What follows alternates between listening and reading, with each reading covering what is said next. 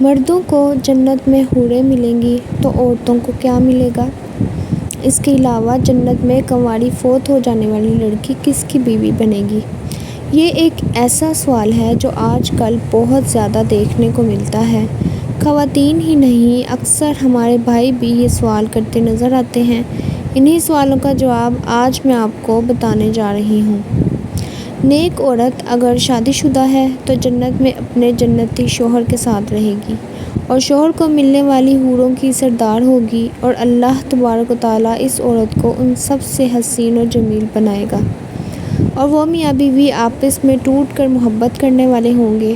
اور اگر دنیا میں عورت کے متعدد شوہر ہوں، یعنی عورت نے اپنے شوہر کے انتقال یا اس کے طلاق دینے کے بعد دوسری شادی کر لی ہو، یعنی اس عورت نے 2 یا اس سے زیادہ شادیاں کی ہوں، تو وہ جنت میں اپنے کس شوہر کے ساتھ رہے گی؟ اس بارے میں مختلف روایات اور اقوال موجود ہیں کہ ایسی عورت کو اختیار دیا جائے گا کہ جس کے ساتھ اس کی زیادہ موافقت ہو اس کو اختیار کر لے، یا وہ عورت آخری شوہر کے ساتھ رہے گی۔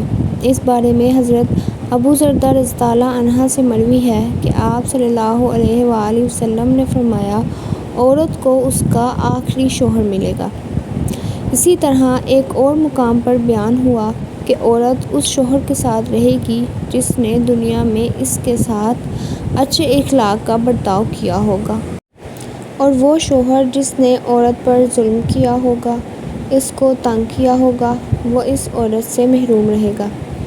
حضرت سلمہ رضی اللہ عنہا کی ایک روایت میں ہے کہ انہوں نے آپ صلی اللہ علیہ وآلہ وسلم سے پوچھا، کسی کے 2 شوہر ہوں تو جنت میں عورت کس کے ساتھ رہے گی؟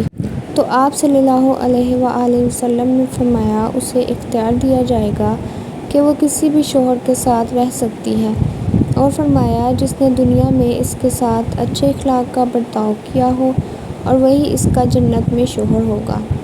انہوں نے فرمایا، اے سلمہ رضی اللہ عنہا، اچھے اخلاق والی دنیا اور آخرت کی بھلائی لے گی، اور اگر عورت کنواری ہو، یعنی اس کا اس کی شادی سے پہلے ہی انتقال ہو گیا ہو، یا شادی شدہ ہو لیکن اس کا شوہر جنتی نہ ہو، تو جنت میں جس مرد کو بھی وہ پسند کرے گی اس کے ساتھ اس کا نکاح ہو جائے گا، اور اگر موجودہ لوگوں میں کسی کو بھی پسند نہ کرے تو اللہ تبارک و تعالیٰ اس کے لیے ایک مرد جنتی پیدا فرمائیں گے۔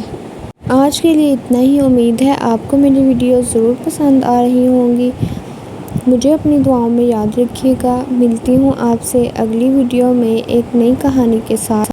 تب تک اپنا بہت خیال رکھیے گا۔ اللہ حافظ۔